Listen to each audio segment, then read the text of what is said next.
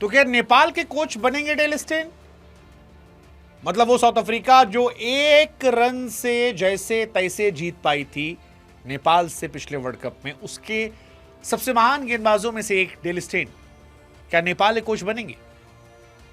Nepal cricket दुनिया को Impress कर रही है। हम पहले से इंप्रेस थे। हमने पहले ही कहा था कि पूत के पांव पालने में दिख जाते हैं नेपाल का टैलेंट। तब से हम कह रहे हैं कि जब लोग नोटिस नहीं कर रहे थे, लेकिन अब बड़े बड़े सूरमा भी कह रहे हैं। हालांकि नेपालियों कहने पर हमने डिविलियर्स से भी कहलवाया था। तो जितने लोग नेपाल से हैं वो याद कीजिए, आपकी डिविलियर्स से हमने तारीफ करवाई थी। लेकिन अब तारीफ खुद से आई है, और ये तारीफ आई है डेल स्टेन की तरफ से।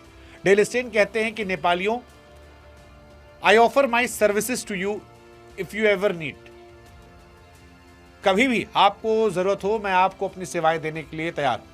साफ शब्दों में कहें तो डेल स्टेन कह रहे हैं कि नेपाल के कोच बनने को तैयार है। और डेल स्टेन जैसा आदमी अगर नेपाल का कोच बन जाता है तो फिर नेपाल क्रिकेट का उद्धार हो सकता है। वैसे उद्धार हो भी गया है। नेपाल शॉक कर रही यार। नेपाल ने इंग्लैंड को ऑलमोस्ट हरा दिया था। मैं तो कह रहा हूं नेपाल जीत कर हार गई थी।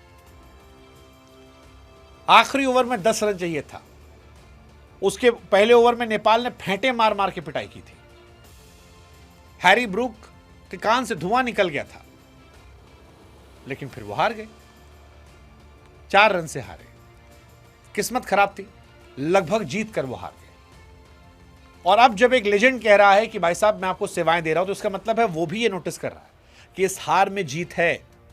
डेल स्टेन ने देखा कि नेपाल सिर्फ 4 रन से रह गई, और वो डेल स्टेन जानते हैं कि पोटेंशियल है गुरु। इसीलिए जो डेल स्टेन ने कहा वो सिंपैथी नहीं है, ये इज्जत है जो नेपाल क्रिकेट ने अपनी मेहनत मशक्कत से कमाई है।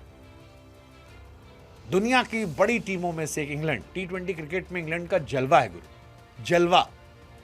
क्रिकेट को टेम्पो चेंज किया था इंग्लैंड ने, और सारे मेन खिलाड़ी खेल रहे थे, और सारे खिलाड़ियों की मौजूदगी में अगर लगभग मुंह से वो निकाल लाया, आखिरी दांत में पता नहीं कोने में फंस गई थी जीत, जिससे हार गया वो, तो फिर बहुत बड़ी बात है। और ये वो बॉलर कह रहा है जो ग्रेटेस्ट फास्ट बॉलर में से एक है। मतलब डेल स्टेन सबसे लंबे समय तक नंबर 1 रहने वाले बॉलर है। अगर वो इतना इंप्रेस हो रहे हैं और ये कह रहे हैं कि भाई साहब, तो कमाल है, कमाल है। नेपाल अब फील गुड फैक्टर नहीं, अब नेपाल वार्निंग के तौर पर आ रहा है। वार्निंग के तौर पर कि भाई साहब हम खेलने आए हैं, और थोड़ा भी ढील दोगे ना तुम्हारे साथ खिलवाड़ कर लेंगे।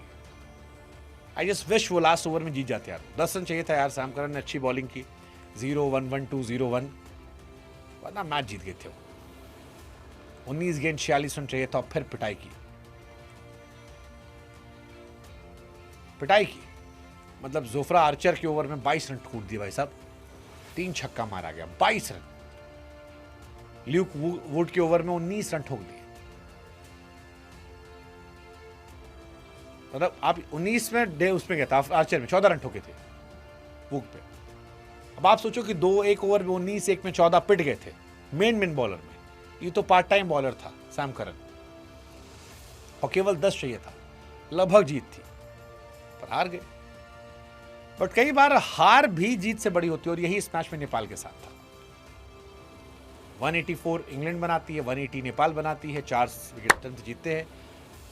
बट मैसेज दुनिया को क्लियर था कि भाई साहब हम भी चैंपियन बनने का दम रखते हैं। थोड़े संसाधन बड़े हो जाएं, थोड़ा सहयोग बड़ा हो जाए, थोड़ा एक्सपोजर ज़्यादा दिख जाए, थोड़ा एक्सपीरियंस और आ जाए, पटक देंगे। और इसीलिए डेल स्टेन ने इज्जत से कहा। सो डेल स्टेन नेपाल आएंगे, ये सिर्फ नेपाल का गौरव नहीं होगा। डेल स्टेन जानते हैं कि नेपाल क्रिकेट जिस तरफ बढ़ रहा है, उससे उनका भी गौरव बढ़ेगा। आज डेल स्टेन बड़ा नाम है, कल इस नेपाल टीम से और बड़े बड़े नाम भी निकलेंगे। So more respect to Nepal cricket, best wishes to Nepal cricket. और ले लो डेल स्टेन को यार, सामने से आदमी आए, हीरा आदमी। क्या पता कोई 150 रफ्तार वाला वो कोई ऐसा बॉलर निकल जाए जो इन स्विंग आउट स्विंग मारे, धुआं कर दे। डेल स्टेन भी अपने आप में कहर था यार, बड़े फेवरेट बॉलर में से हमारा।